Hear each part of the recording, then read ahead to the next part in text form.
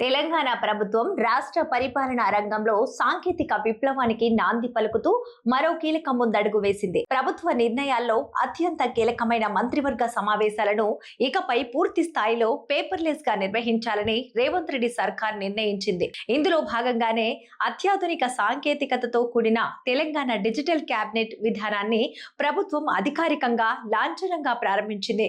పరిపాలనను మరింత సులభతరం చేసేందుకు తీసుకొచ్చిన ఈ నూతన విధానానికి ముఖ్యమంత్రి రేవంత్ రెడ్డి అధ్యక్షతన మంత్రివర్గ సమావేశంలో అధికారికంగా ఆమోదం తెలిపారు. ఈ చారిత్రాత్మక మార్పులో భాగంగా ఐటీ పరిశ్రమల శాఖ మంత్రి డి శ్రీధరబాబు కీలక పాత్ర పోషించారు. కొత్త డిజిటల్ విధానాన్ని అమల్లోకి తెస్తూ ముఖ్యమంత్రి రేవంత్ రెడ్డితో పాటు ఉప ముఖ్యమంత్రి మల్లు భట్టి విక్రమార్కకు మంత్రివర్గంలోనే ఇతర సభ్యులకు ఆయన ప్రత్యేక ట్యాబ్లను అందజేశారు. సాంకేతికతను అందిపుచ్చుకుంటూ మంత్రులంతా డిజిటల్ క్యాబినెట్ వైపు అడుగులు వేయటం తెలంగాణ పాలన చరిత్రలో ఒక మైలురాయిగా నిలిచిపోనుంది. నూతనంగా ప్రవేశపెట్టిన ఈ డిజిటల్ విధానం వల్ల కేబినెట్ సమావేశాల నిర్వహణ తీరు పూర్తిగా మారిపోనుంది.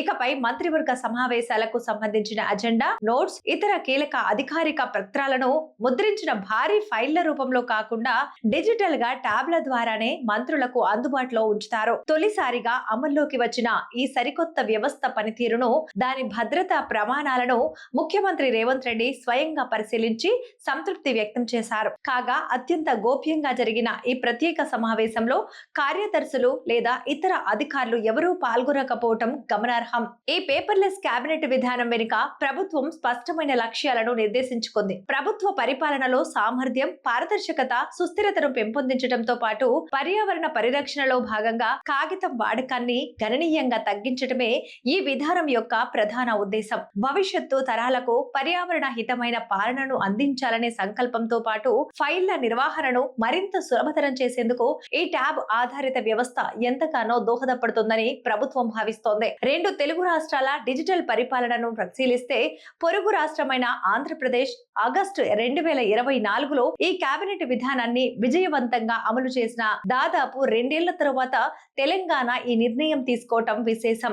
గతంలో 2014 నుండి 19 మధ్య కాలంలో చంద్రబాబు నాయుడు హయాంలో ఆంధ్రప్రదేశ్ లో పేపర్లెస్ సమావేశాలు నిర్వహించగా ఆ తరువాత వచ్చిన వైసీపీ ప్రభుత్వం సాంకేతిక కారణాలతో దానిని నిలిపివేసింది. అనంతరం కూటమి ప్రభుత్వం అధికారంలోకి వచ్చాక మరింత ఆధునిక వెర్షన్ తో ఆ విధానాన్ని అక్కడ పునఃప్రారంభించగా ఇప్పుడు తెలంగాణ సైతం అదే బాటలో పయనిస్తోంది. జాతీయ సమాచార కేంద్రం సాంకేతికత సహకారంతో ఈ గవర్నెన్స్ ను బలోపేతం చేయటంలో భాగంగా ఈ ప్రతిష్టాత్మక డిజిటల్ క్యాబినెట్ ను ఏర్పాటు చేశారు. ఈ ఆధునిక వ్యవస్థ ద్వారా ప్రభుత్వ సమాచారం అత్యంత సురక్షితంగా ఉండటమే కాకుండా రాష్ట్ర ప్రభుత్వ నిర్ణయాధికార ప్రక్రియ మరింత వేగవంతం మరియు సులభతరం అవుతుందని ఐటీ నిపుణులు, ఉన్నతాధికారులు భావిస్తున్నారు. ఈ మార్పు రాబోయే రోజుల్లో క్షేత్రస్థాయి పరిపాలనపై కూడా సానుకూల ప్రభావం చూపే అవకాశం ఉంది.